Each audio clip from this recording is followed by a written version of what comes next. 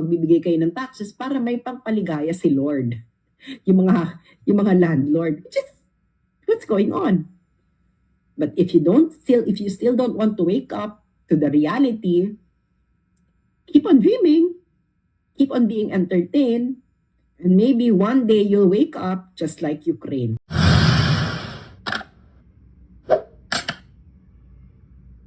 Kasi, ang tagal-tagal na po akong nire-report for fake name, for ganyan, and ilang beses na po akong kinunan ng Facebook ng ID.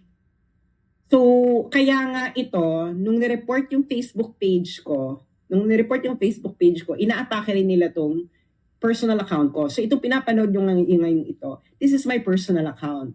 Okay, meron akong public page before. So, ito, personal account. So, sabay nilang nire-report for impersonation. Okay?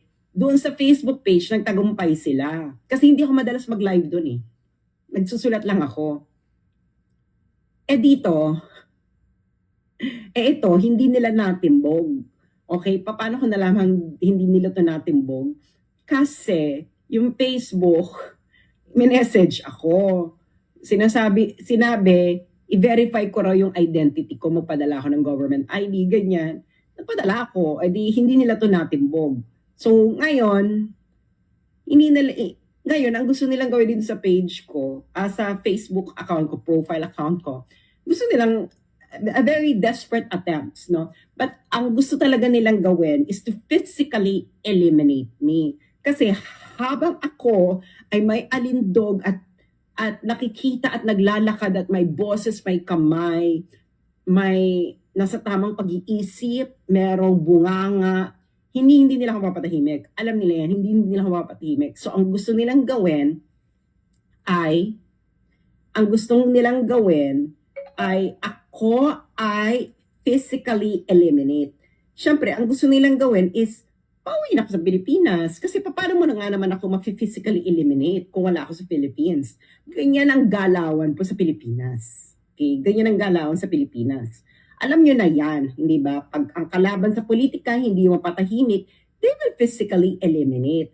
Halimbawa, ngayon 2025, hindi ba may mga tumatakbo? Malakas ang kalaban. So anong ginagawa nung iba? Pinapakulong nila yung kalaban nila para hindi makapag-campaign, hindi ba? Or kakasuhan nila or worse, ititegi boom boom, di ba? So i-click share nyo na po yan. Huwag po kayong magpapadala ng stars dahil hindi po yan sa akin nire-remit ng Meta. Okay?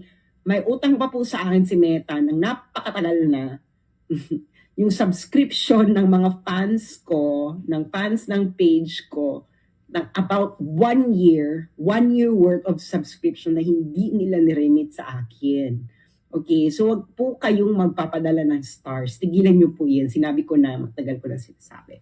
Okay, so now, ipangkain nyo na lang yan. No? Kung gusto nyo magbigay ng tip at ma-support, paano nandyan sa baba na taker. Pero hindi kayo required dahil po tayo ay sanay po tayong maghutom. Sanay po tayong magdildil ng asin. Pero ang ating po mga kalaban, hindi po ito sanay magdildil ng asin. Kaya po sila ay ating huhubaran para malaman ito ng taong bayan. Okay, may mga magulang dito, no? Pakinggan nyo ito at maybe kung makita nyo may sustansya akong sinasabi, ipapanood nyo ito sa inyong mga anak, lalo na dun sa mga mahilig maging woke, nang makaramdaman sila ng sampal ng katotohanan. Okay, now, bibigyan ko kayo ng konteksto.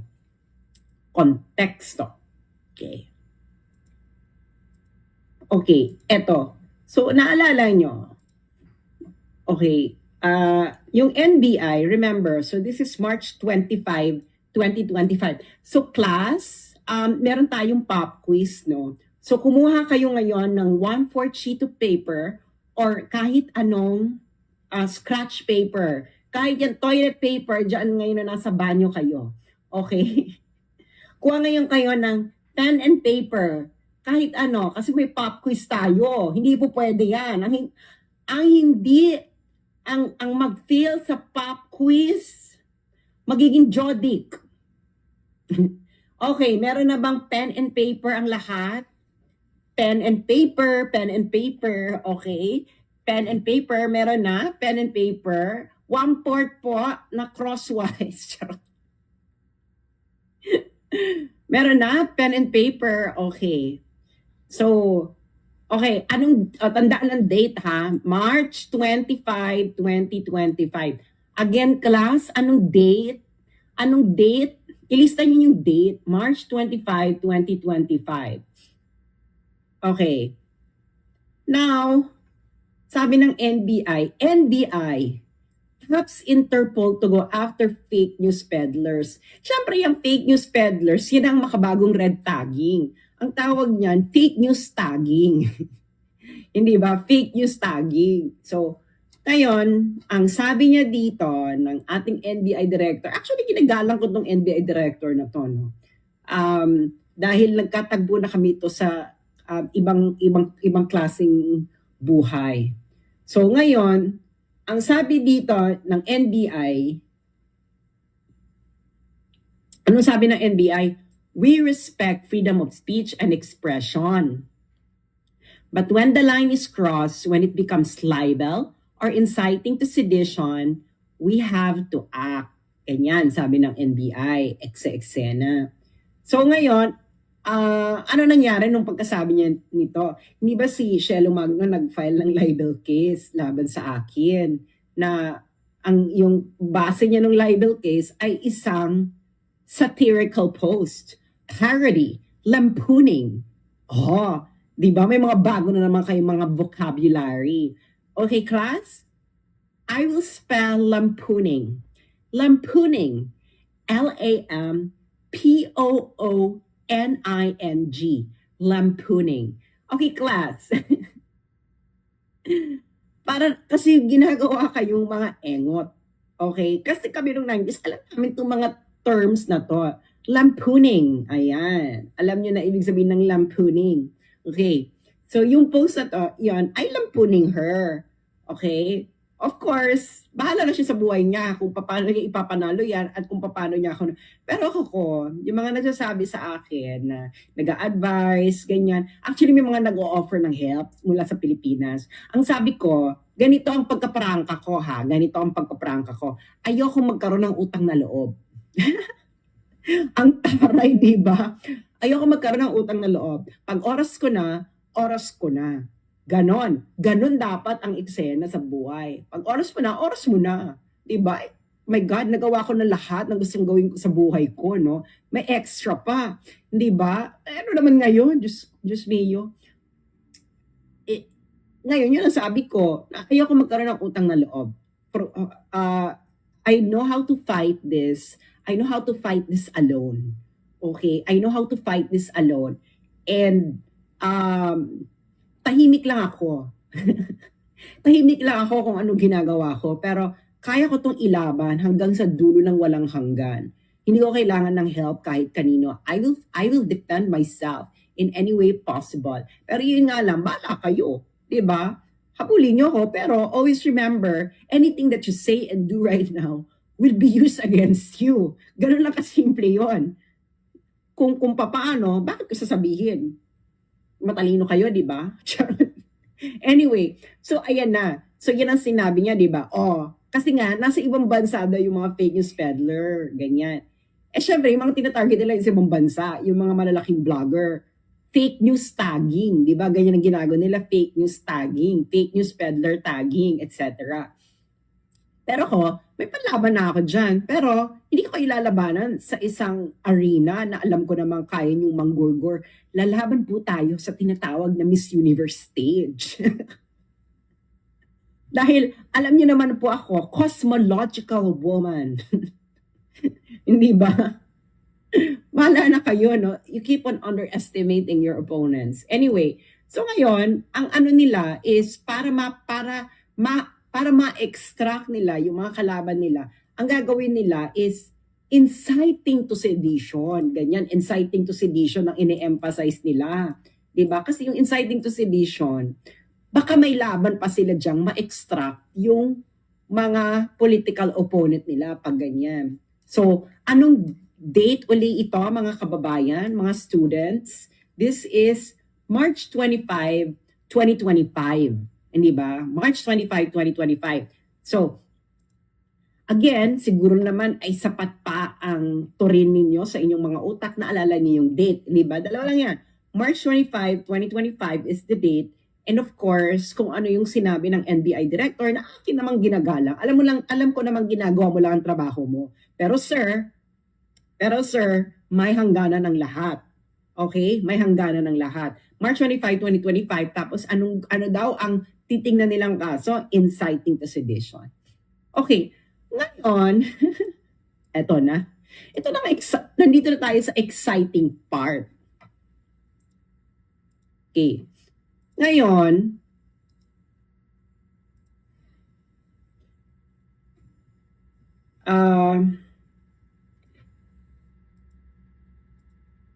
noong March 26,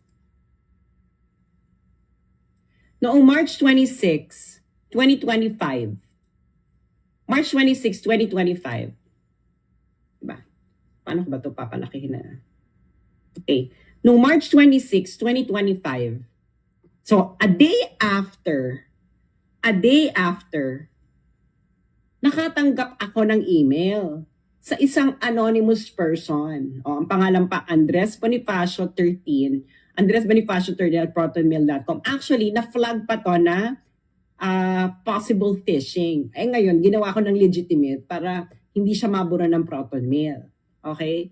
So ngayon, Andres Bonifacio 13, March 26, 2025. Can you imagine, a day after na merong kuning-kuning. Pwede naman coincidence lang to, di ba? Mga kababayan. So ipagpalagay na lang natin na ito ay isang coincidence lang.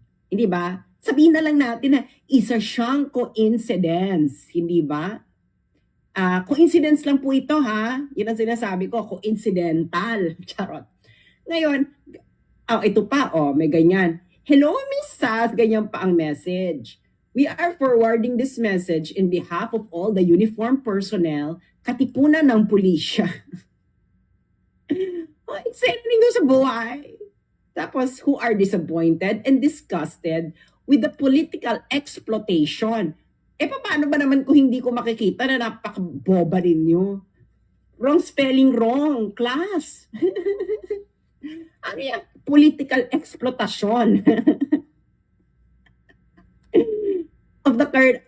Our intention is to show our grievance against the political driven actions. Mga beshies, ano ba? And to urge others who are grieving in silence. Tapos, ang sabi pa, we entrust this video in your Facebook page as one of the credible source of information and we align with your opinion. Nagigets yun na. Nagigets yun na kung anong gustong gawin. Okay.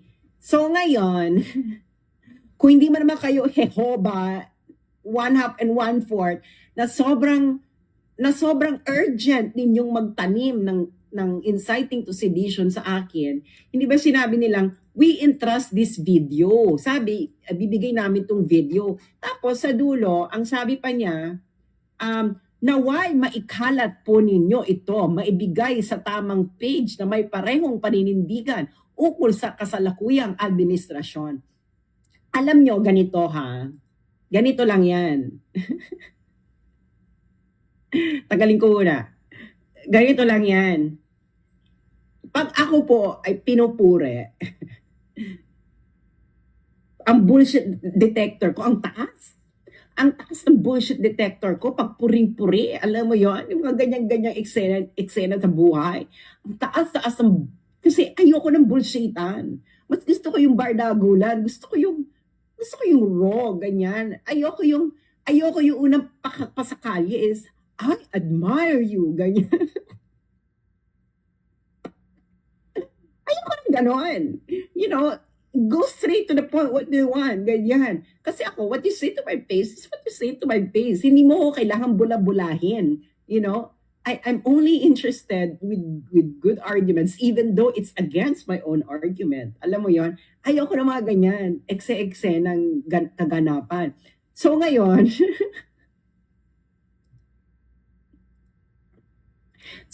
itutuloy na natin. Okay.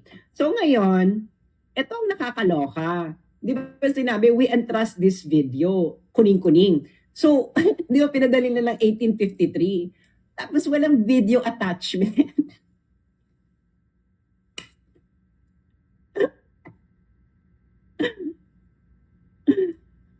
Nag-gets ninyo? So, yung email na yon, sinasabi, ito ang video, Emerald. Nakalimutan i-attach yung video. Alam mo yun? Nakalimutan nilang i-attach yung video. Siguro sa sobrang pagmamadali, siguro excited sila na, naku si Aklan, nako, eto na, tamang-tama yung mga pinagsasabi natin, pinupuri natin siya, sinasabi natin, tayo yung mga pulis, ganyan. Tapos sinasabi natin na naka-align tayo sa kanila, ganyan, Emerald, pak, na-send. Nakalimutan yung video.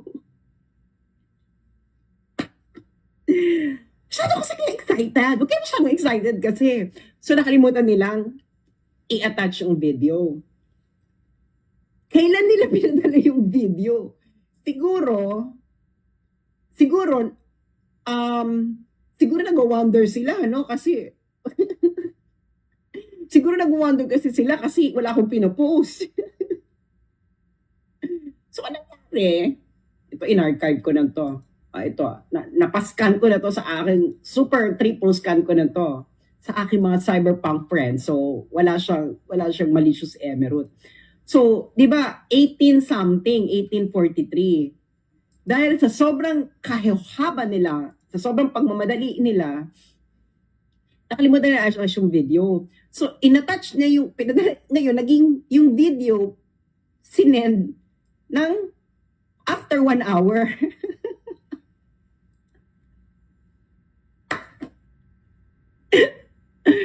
Nagigets yun na. Okay. So, ayan, no? Same person. Okay. Ngayon, ayan na, no? In-attach yung video. Ayan yung file. Okay? Ngayon, ipapalabas ko yung kaunting clip. Hindi ko ipapalabas yung buong clip. Kasi nga, yung mga vloggers nila, naghihintay lang yan na ipalabas ko yung buo, etc. Tapos gagawa sila ng storya. Pero nga, sabi ko nga sa inyo, kakatanim nyo pa lang, na-harvest ko na. Okay, so, asan ba yung clip? Wait, video file. Ngayon, pinagtawanan ko na to, no? Kung ano pinagagawa ko dito. Okay, so, kasi nga, akala kasi ng mga to, Pulisya ng Pilipinas. Okay, ito. Wait lang ha. May tatanggalin lang ako. Tanggalin natin muna to. Okay. So, eto. Nagkakaisang katipunan ng malayang pulisya ng Pilipinas. Kami ang nagre-representa sa lahat ng miyembro ng kapulisan na nasusuklam at dismayado sa mga kaganapan sa ating bansa. Nakatakip ang aming mukha upang protektahan ang aming layunin at mahal sa buhay. Umaharap kami sa inyo ngayon upang maiparating ang aming pagkadismaya sa kasalukuyang administrasyon. So, nakita nyo na. So, yun ang sabi, nakasakay sila ng kotse. Okay? Nakasakay sila ng kotse, nagda-drive yung kotse. Kaya makikita dun sa likodan, may mga ilaw-ilaw ng mga dumadaang sasakyan. Okay. So ayun ang eksena nila. Nakita nyo na. It is tanim inciting to sedition. Okay. Ngayon, kanino to pinadala? Pinadala ito sa 2 vlogger na tinatarget nila na nakatira sa ibang bansa. Sino? Kaninong pinadala? Kay Maharlika na nakatira sa US at ako na nakatira sa China. Dito sa Beijing. So yan ang tinatarget nila, kaming dalawang pinagdalan. So, aking mga estudyante, isa nga bang coincidence na March 25, 2025, sinabi ng NBI director na akin naman talagang ginagalang, alam ko namang ginagawa mo lang ang iyong trabaho, pero may hangganan ng lahat, sir. Na sinabi niya noon, yung iba kasi nakatira abroad. Pero kung ang kaso, libel or inciting to sedition, lalo na inciting sedition, baka merong chance na makuha sila, di ba? And then the next day, may tanim inciting to sedition video. Syempre, ang ginamit nila proton mail, no? Kasi yung proton mail po, yun ang ginagamit kong proton mail. Mahirap kasing makuha yung IP address mahirap kasing makuha yung IP address nung email kasi kailangan mo mag-request sa Switzerland. Sa Switzerland kasi nakabase ang proton mail at matindi yung privacy law doon. So ngayon sila, syempre natimbog na natin. So ngayon, hanap na uli kayo ng ibang paraan na kunwari inciting to sedition, etc. Kasi yun ang gusto nilang gawin, inciting to sedition. Pero nga, ang masasabi ko lang is, ang masasabi ko lang sa inyo, yung mga tumatarget sa amin ni Maharlika, anything that you say or do will be used against you. Diba?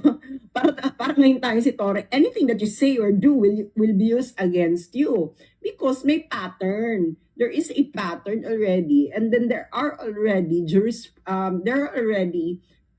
state-level decisions demonstrating what kind of government we already have in the Philippines.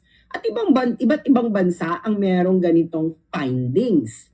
Belgium, Timor-Leste, ano pa ba? US, soon Netherlands. Kaya nga, anything that you say or do at this point will be used against you.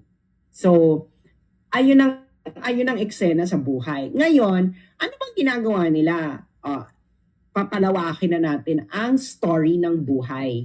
Okay. Ano bang ginagawa nila? Meron po kasi itong, kaya nga dito sa title natin, Ukraine Parallel. Okay? So naalala niyo yung ginagawa nila na tinatag nila yung mga bloggers na pro-China, ganyan, tapos inciting to sedition, may ganito, may eksena. Pero ang ginagawa nila, pinagtatakpan talaga nila yung mga exposés ng mga bloggers, lalong-lalo na sa corruption. And this is where it's going to be more exciting. Okay, kasi nga, meron na itong parallel sa Ukraine. Okay, papakita ko sa inyo. So halimbawa, itong Ukrainian blogger na to, si Anatoly Shary,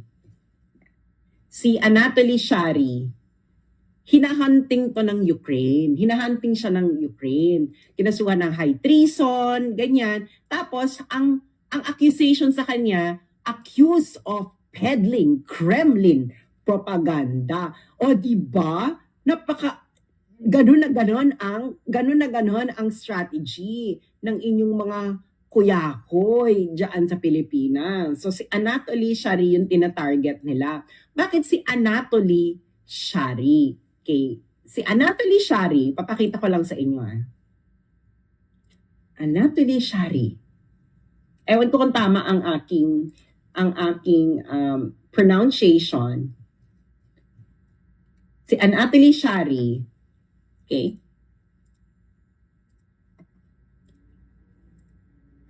Si Anatoly Shary ay number 3 of the top most popular Ukrainian political bloggers on Facebook. Okay, number 3 of the top most popular Ukrainian political bloggers on Facebook. Alam niyo na, hindi ba? Nakikita niyo na yung eksena sa buhay. So ngayon, anong ginawa ni Anatoly Shary? Ngayon, kasi si Anatoly Shary, against siya sa foreign policy ng Ukrainian government. Against siya doon sa pro-West leaning ng Ukrainian government. So ngayon, dahil against siya doon, tinawag siyang propagandist ng Russia. Alam niyo na. So inaccuse siya ng peddling, di ba? Nagigets yun na yung parallelism. Kaya nga, pag nag-aaral kayo ng history, hindi kayo madaling mapapaikot-ikot na parang kulangot. Kaya kailangan lawakan nyo ang inyong mga utak. Lawakan ninyo ang pagbabasa. Lawakan ninyo ang inyong pag-iisip. Pag-aral kayo ng history nang hindi kayo napapaikot-ikot na parang kulangot. Ngayon, anong ginawa ni Anatoly Shary? So, babasahin natin. A Ukrainian blogger and politician accused of high treason by Kiev is the capital of Ukraine, has been detained in Spain. Police said Thursday. So May 5, 2022 ito. Ito yung 2 months after magsimula yung gera. Ngayon, ano yung mga ginawa? Ang Ukraine, sabi, ito daw si Anatoly Shary ay incitement to hatred, ganyan. Meron ding disinformation, ganyan. Actually, pag-aralan niyo itong nangyari kay Anatoly Shary. Kasi si Anatoly Shary, pinagtulong-tulungan ito ng government saka ng mainstream media sa Ukraine. Kasi ang mainstream media sa Ukraine, pag-aari po yan ng mga oligarko sa Ukraine. Same banana ba sa atin? Sabihin nga, same banana ba sa atin? Yes or no? Sabihin nyo, isulat yan sa comment section. Same banana. Diba? Same banana. Again, 1, 2, 3. Same banana. Kung same banana, nag-gets yun na. So, pinagtulungan siya ng Ukrainian government at ng mainstream media sa Ukraine. Yung mainstream media sa Ukraine, pag-aari ito ng mga oligarko. Hashtag same banana. Banana Republic. Okay, tuloy na natin. Ngayon, ang nangyari, so hinahunting siya. Ngayon, itong si Anatoly, imbiyerno siya, no? Kasi malaki talaga ang following ni sikat, talaga siya, top political blogger talaga sa Ukraine at against siya sa foreign policy ng Ukrainian government. Kaya tinawag ngayon siyang peddling Kremlin propaganda. O, di ba? Ganun ang eksena. Ngayon, kita nyo na, in a Facebook post following the arrest, Ukraine Security Service said that it had reason to believe Shary was acting on the order of foreign agents. Di ba?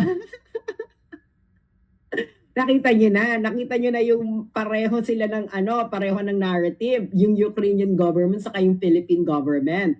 Okay.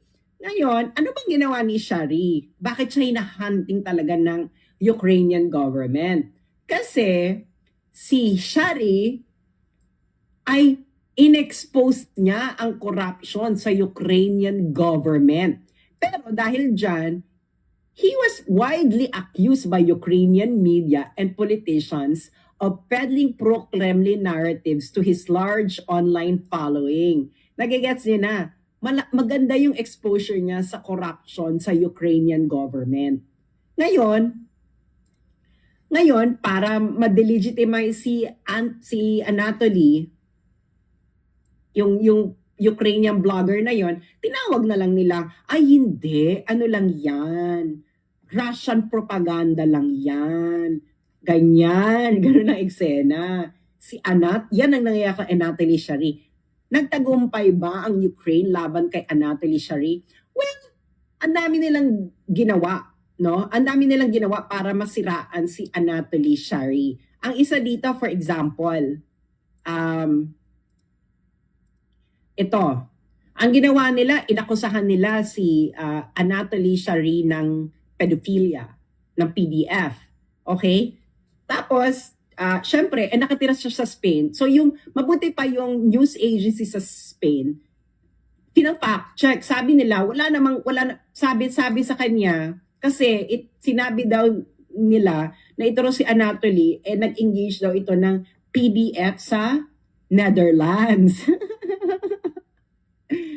Kaso, wala namang siyang ganong kaso sa Netherlands, pero ganyan ang ginawa nila ng Ukrainian government kay Anatoly Shari, na isang top political blogger sa Ukraine, na para siya ay ma-delegitimize ang kanyang boses, tinawag siyang pro-Kremlin propagandist, ganyan. Tapos, ang dami nilang ginawa kay Anatoly. Alam mo yung tinapunan pa ng Molotov cocktail ang bahay niya, ganyan sa Spain. Ganyan sila kadesperado. Kasi nga, sikat si Anatoly Shari sa Ukraine. Binabasa siya ng maraming Ukrainian. Ngayon, dahil nga against siya sa foreign policy ng Ukrainian government at ini-expose niya ang corruption sa Ukrainian government, tinarget ngayon siya ng mga kawatan sa Ukraine. Para malaman ninyo, ang Ukraine po ay Pilipinas, ay same-same po ang level ng corruption. Same-same. Same-same. Hindi sila nagtagumpay kay Anatoly Shari. So, ang gusto ng Ukrainian government, i-extradite from Spain. Hindi pumayag ng Spain. Parang nasarado na yung kaso ni Anatoly Shari. So, safe si Anatoly sa Spain. Hindi nagtagumpay ang kagustuhan ng Ukraine. Pero, maraming pagbabanta sa buhay ni Anatoly kahit sa Spain. Like, nilulusob yung bahay niya, etc.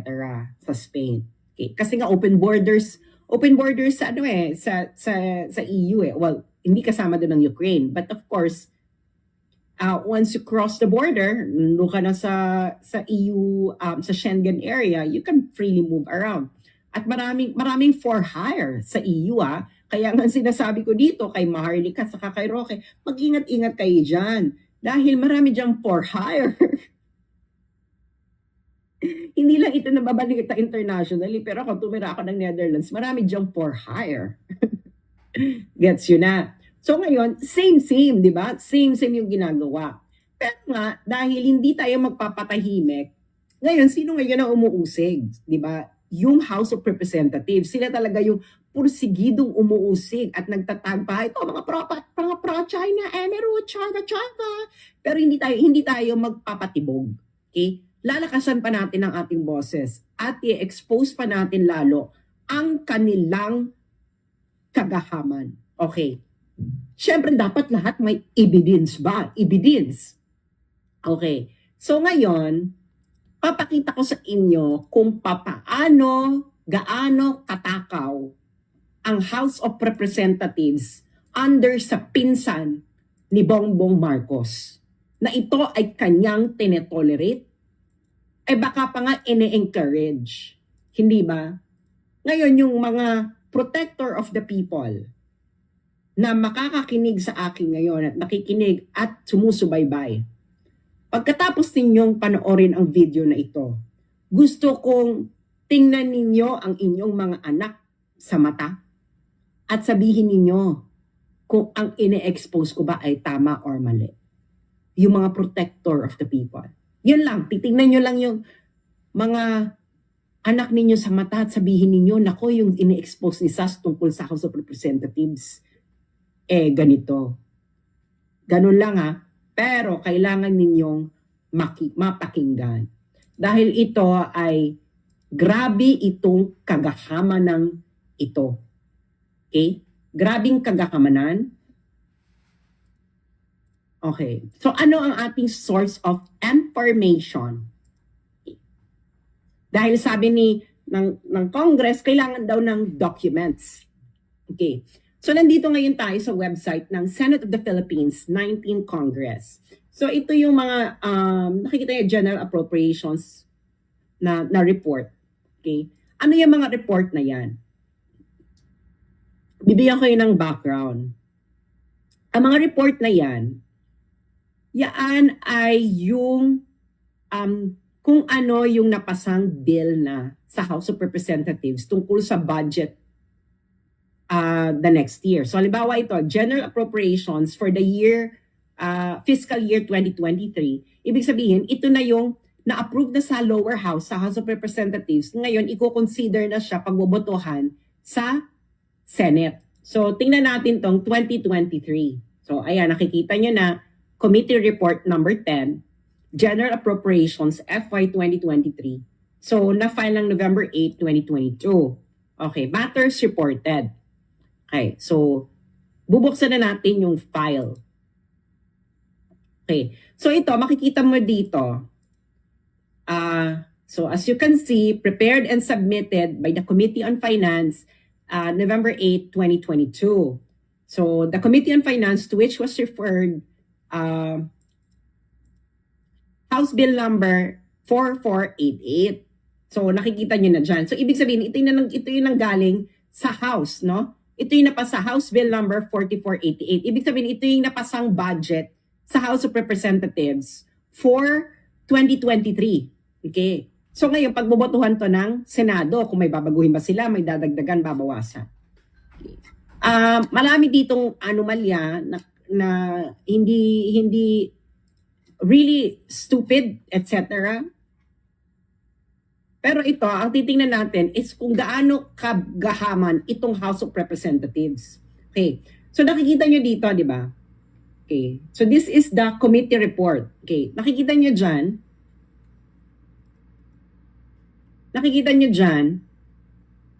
fiscal year 2023 General Appropriations Bill, House Bill number 4488. So nakikita nyo dyan, House of Representatives, ang pinasang budget ng House of Representatives ay 15 billion po yan kasi ang figures po is in thousand pesos. So imumultiply mo yan ng 1,000. Okay? So ito, this is 15.9 billion ang pinasa nila. 15.9 billion ang pinasa nila.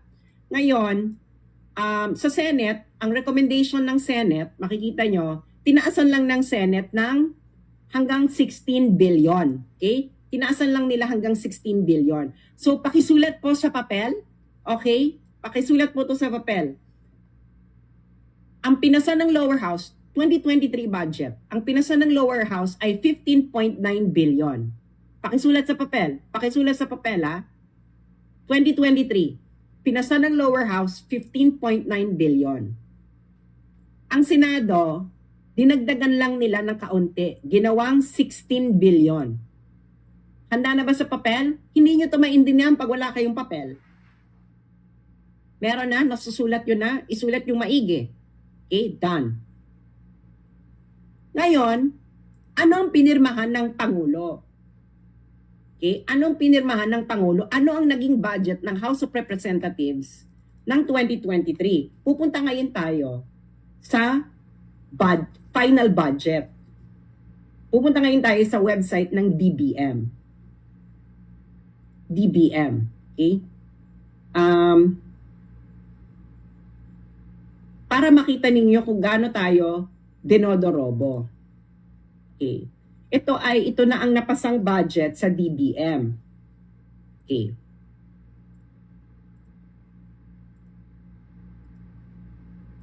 Ito na ngayon ang pinirmahan ni Bongbong na budget.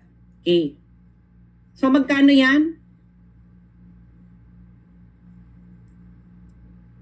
Magkano yan?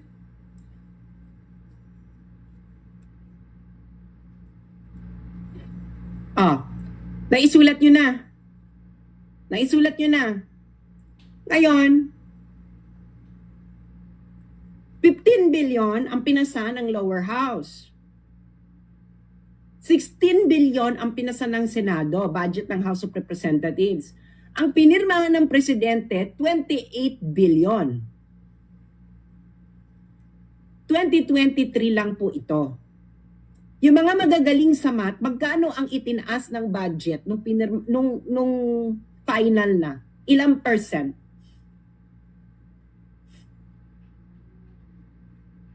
Ilang percent? 2023 pa lang ito. Ito ang first budget cycle ng House of Representatives sa under Romualdez at Marcos. 2023 pa lang tayo. Nakalagay na, nakita nyo na sa papel. Ipaliwanag nyo nga sa akin, mga negosyante, mga pare, mga teacher, kakampings. Bakit mga kakampings hindi ito nire-raise?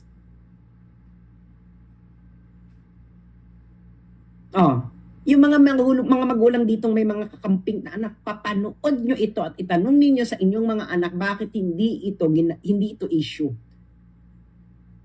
Nagets yun na. 2023, yan. Okay. Nailista nyo na ha para maipapaliwanag ninyo sa inyong mga kainuman, katrabaho, kaangkas, kataksi, ka-jeepney. Okay. Now, pupunta ngayon tayo sa 2024. Okay. Siyempre, dahil kailangan ng documents, babalik ulit tayo sa records ng Senado. Okay. So, eto tapos na natin tong 2023. 2024 naman tayo. 2024. Okay, so ayan din, General Appropriations Act for 2024 filed on November 7, 2023. So, ida-download natin yung report. Okay, so makikita nyo dyan, ito ang committee report number 155. Ayan, regarding House Bill number 8980. Yung House Bill number 8980, ito yung budget na pinasa ng lower house. Okay. So, syempre, kailangan ipasa rin ng Senado. Okay. Ngayon, pag nakita nyo dito, okay. So, ito ngayon ang budget na pinasa ng House of Representatives. Okay. Isulat nyo this is for 2024.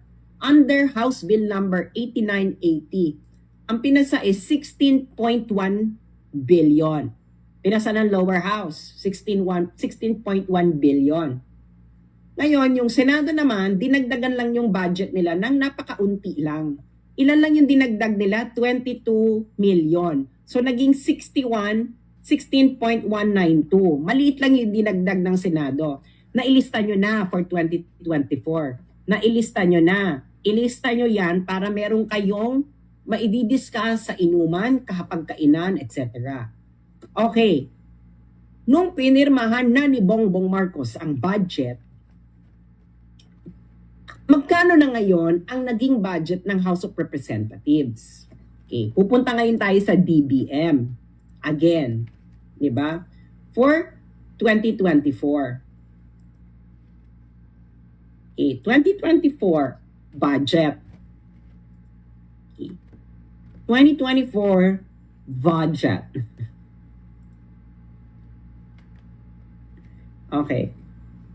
Ito na ngayon ang pinirmahan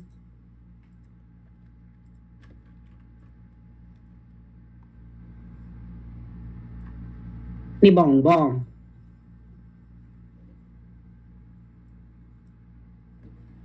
Ayan na. Gets yun na. Naging 28 billion 692 million 977. Inilista nyo na. Nailista nyo naman ng bongga, di ba? So, ngayon, isipin ninyo, paano ngayon itong tumataas ng parang katatanim nga lang, tapos naani na. Okay. Nailista nyo na. Okay. Ngayon, pupunta ngayon tayo ngayong year na to, 2025. 2025. Okay? Babalik ulit tayo sa record ng Senado. Kasi mas transparent itong Senado, no? Kahit papano. Mas madaling mag-navigate. So, ito ngayon tayo, ngayong year, 2025. Okay. So, General Appropriations Act 2025, final siya ng November 5, 2024. Ito ngayon ang report. Okay. So, ayan, makikita nyo, ito ang document. Ayan, galing Senado, Committee Report number 335, ganyan, House Bill number 10800. So, pupunta ngayon tayo dito kung magkano yung pinasa ng House of Representatives na budget nila. Okay. So, eto. So, fiscal year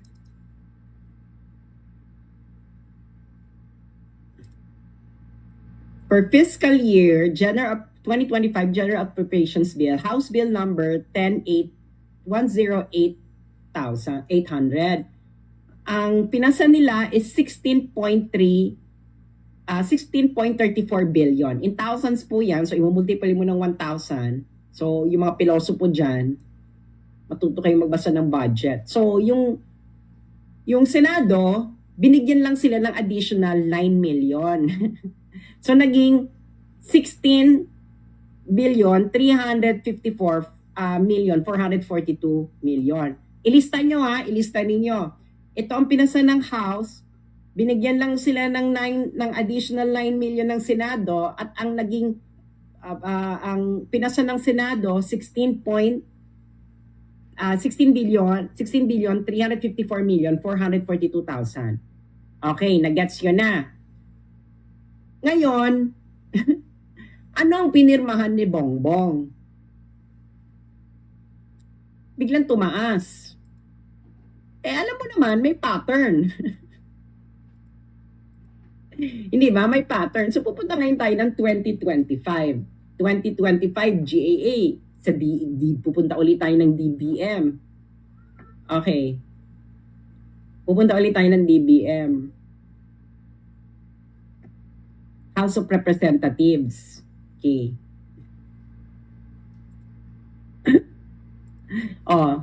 Eto na ngayon ang pinirmahan ni Bongbong.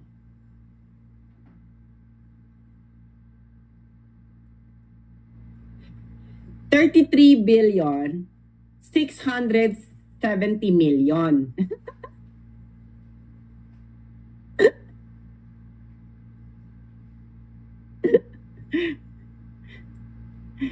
$33,670,000,000. Nailista nyo na ba sa papel? Kasi may pop quiz tayo May pop quiz tayo. Kailangan pag-uusap para pagdating ng inuman, hapagkainan, kausap ninyo yung mga kakamping, meron kayong isasampal. Di ba?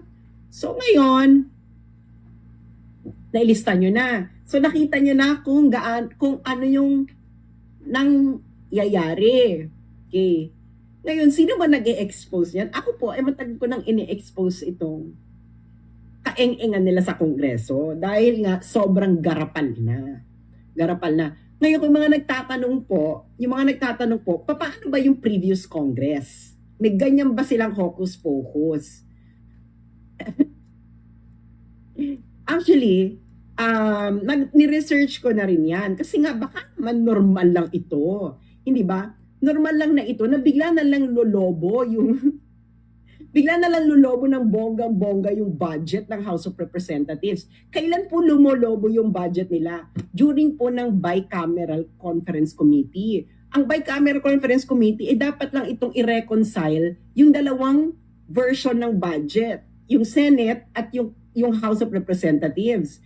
Pero ibang reconciliation po ito. Dahil nakita nyo naman, i-consult nyo uli yung notes nyo, i-review nyo uli ito, maliit lang naman yung dinagdag. So, bakit lumobo ka ng bonggang-bongga? So, yun, ni-research ko na po ito at tiningnan ko na po yung mga dokumento ng past Congress. Ito lang po yung mga nakita kong available na records. Okay? Available na records. Ito yung mga available records na nakita ko na kompleto 2011, 2013, 2017, 2019, 2020, 2022, 2023, 2024, 2025. Okay. So, eto, makikita nyo sa table na ginawa ko. Okay. Ito yung mga House Speaker.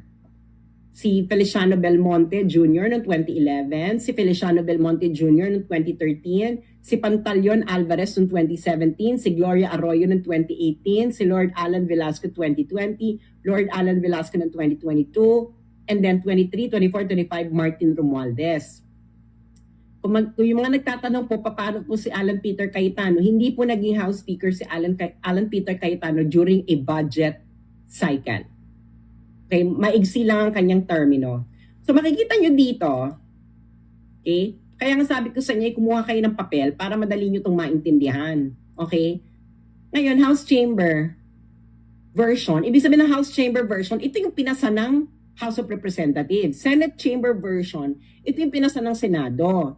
Yung final budget signed by the President, ito yung dumaan sa BICAM na sikreto. So makikita nyo dyan, okay? Nung panahon ni Feliciano Belmonte Jr., 2011 kay Pinoy, 13.06% lang ang tinaas ng budget ng House of Representatives pagkatapos ng BICAM. 2013, 8.53% lang ang tinaas after ng BICAM. Under kay Pantaleon Alvarez, isang year lang naman siya naging congressman, naging House Speaker, 0% ang tinaas ng kanilang budget after ng BICAM. Under kay House Speaker and former President Gloria Arroyo, 0.08% lang. Kay Lord Alan Velasco, 12.86% lang ang tinaas after BICAM. Nung sumunod niyang naging sunod na year na speaker siya, 0% lang ang tinaas. Pagdating kay Martin Romualdez at sa pinsan niyang si Bongbong Marcos, immediately, 2023, 75.06% ang tinaas ng budget nila after BICAM. 77.21 noong 2024 at 105.93% noong 2025. Nakikita nyo yan? Ang pinasa ninyo, 16 noong 2023, ang pinasa ninyo sa harapan ng taong bayan, 15.97 billion. After ng BICAM, naging 28.01 billion. Noong 2024, 16.17 billion ang pinasa nila sa harapan ng taong bayan. Pagkatapos ng napaka-secret na BICAM, naging 28.69 billion. Noong 16.34, noong 2025, ngayong year, 16.34 lang ang pinasa ninyo sa harapan ng taong bayan. Tapos biglang naging 33.67 billion pagkatapos ng BICAM. So ngayon, dahil sa BICAM na yan, magkano lahat ang nakubra ninyo? So 5 plus 3, 8. About, mag-ilan yan? I-add nyo nga yung 28, i-add nyo nga yung, i-add nyo nga kung ilan yung tinaas niyan. Mga 50, mga 50 billion siguro to. Dahil sa BICAM, for 3 years. Okay. Ngayon, yung mga nakikinig sa akin dito, lalo na mga magulang, corruption ito, hindi. Corruption ito, hindi.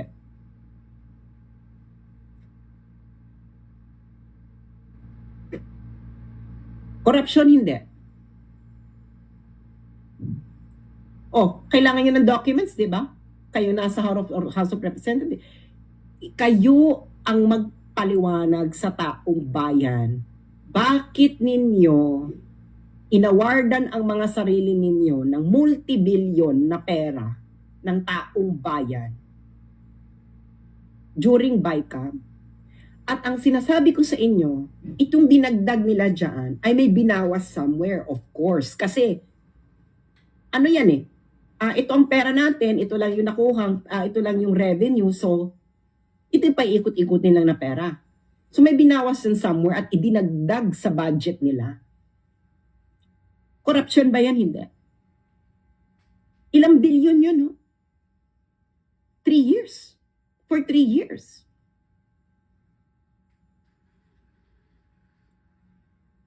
Sabihin, panoorin nyo to uli at sabihin nyo to sa mga anak ninyo.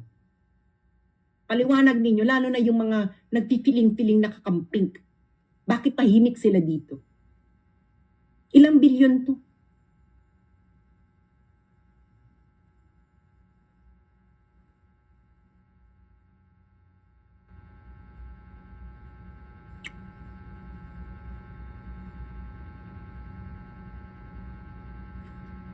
Diba yung mga protector of the people? I-discuss nyo to sa mga anak ninyo. Private lang naman. Sabihin nyo sa mga anak ninyo kung tama ako, mali na.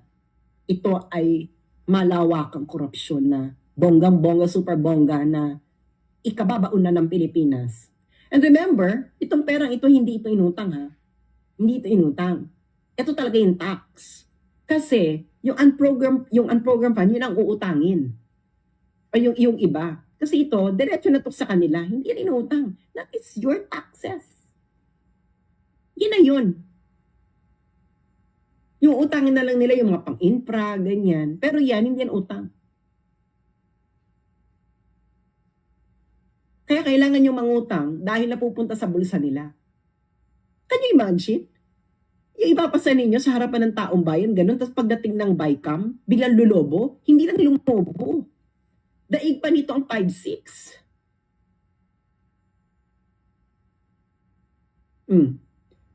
Alam nyo na ngayon, hindi ba? Kung ano ang pagka-connect-connect ng mga pangyayari. Hindi ba? Ngayon, china-challenge ko si NBI Director, kung talagang makabayan ka, dapat itong imbestigahan mo. Dahil pasok naman ito eh. Dahil ano to, krimen to eh. Pera ng taong bayan ito. Corruption is a national security issue. Dalawang bansa na ang nagsasabi niyan. Sa US, they consider corruption as a national security threat. Dito sa China, ganun din. They consider corruption as a national security threat. Kayo, ayaw ninyo i-consider na national security threat ang corruption. Bakit? Dahil yung mga dapat mag-decide na kung ano ang national security threat, sila ang gumagawa ng national security threat na yun. So nagbobolahan lang tayo, di ba? Nakita nyo na yung nangyari sa Ukraine. Yung blogger, dahil hindi siya aligned sa foreign policy ng Ukrainian government at ine-expose niya ang corruption ng Ukrainian government. Anong ginawa sa kanya? Yung Ukrainian blogger, class, ito ng pop quiz. Anong ginawa dun sa Ukrainian blogger na hindi aligned sa foreign policy ng Ukrainian government at the same time ine-expose niya ang corruption ng Ukrainian government? Anong ginawa sa kanya ng Ukrainian government? So, naiintindihan nyo na. Sana naiintindihan nyo yung mga nangyayari. Kasi, repeat after me. Iba ang dilat sa mulat. Again, iba ang mulat sa dilat. Mamili ka. Okay? Mamili ka, bayan. Maging mulat o maging dilat lang. Yan, ganyan din sa protector of the people. Dilat ka ba or mulat? Hindi ba? Hindi siya chinugi. Ito naman, at ako marami kayong marami kayong late. Late kasi kayo. Ito nga yung nangyari sa Ukrainian blogger. Okay? Ito yung Ukrainian blogger. Si Anatoly Shary. Inakusahan siya ng treason. Tinawag siyang peddling Kremlin propaganda. Pinagtulungan si Anatoly Shary ng pinagtulong-tulungan siya ng Ukrainian media and politician. Tinawag siyang peddling pro-Kremlin narratives to his large online following. Kasi sa Ukraine po, ang may-ari po ng mga media sa Ukraine ay mga oligarchs. Mga nagpopondo ng mga politicians sa Ukraine. Okay? Kita mo, Shary, once known for his investigation into alleged corruption in Ukraine's government, has been widely accused by Ukrainian media and politicians of peddling pro-Kremlin narratives to his large online following. Kasi nga, against siya sa foreign policy ng gobyerno, ini-expose din niya yung corruption sa Ukrainian government. So anong ginawa sa kanya ng oligarch-owned corporate media ng Ukraine at ng mga politicians? Same thing na ginagawa ngayon ng corporate media, oligarch-owned media sa Pilipinas at ng mga politicians na nagbibigay sila ng Andalusia. Huwag na tayo magbulahan. Gano'n lang kasimple yun. Pero, ano dito, hindi natimbog ba ng Ukraine, ng Ukraine yung blogger na yun? Hindi. Bakit hindi? Kasi nga, malinaw na malinaw pa, sintamis ng wine, sintatag ng sunshine. Okay, ganun din ang ginawa. Ginamit din ng Interpol, ganyan, etc. Kaya sinasabi ko sa inyo, no, same. Ang Ukraine po at Pilipinas, pareho po to ng level ng corruption. Pareho siya ng level ng corruption. Pareho din po yung mga media niya ay oligarch-owned. Pareho din po yung mga media ay nalalagyan ng politiko. At yung mga politiko din, ganoon din. Pag na-expose yung corruption nila, gagamitin nila yung mainstream media para yung mga independent na vloggers na hindi naka-attach sa mainstream media ay tawagin nilang fake news peddler. Ganun lang po ang katotohanan doon. Hindi ba? Yung sinabi ko ba ngayong information sa inyo ay ibinalita ba ito ng mainstream media? Yes or no? Yes or no? Yung binigay ko ba sa inyong information ngayon ay narinig ninyo at napanood sa mainstream media? Yes or no? No. Ilang bilyon yon, hindi ba? Ilang bilyon yon. Magtanong-tanong na kayo, bakit hindi ito gustong i-cover ng corporate media, ABS-CBN, GMA, News 5, Inquirer, Rappler? Why? Hindi ba isa itong iskandalo na bonggang-bongga, super bongga? Tahimik, hindi ba? Mga kakamping, tahimik din. Bakit? Ilang bilyon to? Ding, ding, ding, ding, ding. We're not talking about 50 million. We're not talking about 100 million. We're not talking about 500 million. We are talking about 50 billion in 3 years. At kitang-kita yung paper trail. Hindi ba? So, at yun ay sa budget pa lang ng mga opisina ng congressman. Hindi pa po doon kasama ang AIX, ang TUPAD, 4Ps, at kung ano-ano pang ginagawa ng mga congressman na pinamimigay-migay. So, ang corruption po, in the past 3 years, ay hindi na po ito normal na corruption. Ang tawag po dito ay institutionalized ano to, mafia level na po ito. Okay, mafia level. So ngayon, bahala kayo kung anong gagawin nyo sa information na to. Pinakita ko sa inyo ang source mismo ng mga dokumento, DBM at Senate. Diba? Grabe katakaw. Ito yung walang kaibang katakawan, di ba? Daig ang 5-6. Again, yung pinakita ko, budget pa lang yun ng opisina. Wala pa doon ang AIX, TUPAD, ano pa ba yung isa? AIX, TUPAD, at yung iba't iba pa nila mga ginagawang ayuda. So, good luck po sa inyo. Kung gusto nyo lang maging dilat, ayaw nyo din maging mulat, bahala kayo, nagtatrabaho kayo para ilagay sa bulsa ng mga iyan. At hindi lang ito normal na korupsyon, ha?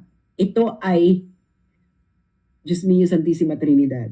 Busog sa lusog. Ganon.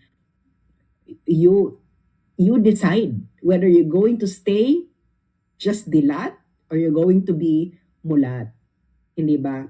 Yun lamang po. Maraming salamat po sa inyo. At sana huwag nyo lang ito ituring entertainment dahil kinabukasan po ng mga anak nyo nakasalalay dito at ng susunod na henerasyon. Bahala kayo kung ayaw nyong gawin ang mga dapat ninyong gawin, ayaw nyong pag-usapan ito kung ayaw nyong magising. Para na lamang kayong, parang feudal times na kayo ay nagtatrabaho, magbibigay kayo ng taxes para may pangpaligaya si Lord. Yung mga landlord. Just, what's going on? But if you still don't want to wake up to the reality, keep on dreaming, keep on being entertained, and maybe one day you'll wake up just like Ukraine. Thank you so much. And sana ay namnamin ninyo ang ating mga pinag-usapan dito because behind the jokes and the way I delivered it is a truth that must not be stopped being spoken. Maraming salamat po. at magandang tanghali.